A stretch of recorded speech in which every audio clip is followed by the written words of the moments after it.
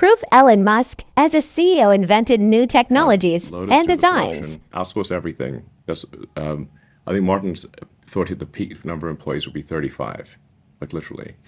Wow. This all sounds great, especially coming at it from like a mostly software background of me at the time. I'm like, great, sounds good. Unfortunately, neither of those panned out. The AC propulsion technology was not viable in a production vehicle. And they used, for example, analog power electronics. So like depending upon what temperature it was, the car would either work or not work, or certainly work very differently. So we designed our own digital power electronics so the car would be consistent in how it performed. We ended up not using the AC propulsion motor design. We changed the motor design. We ended up not using any AC propulsion technology at all.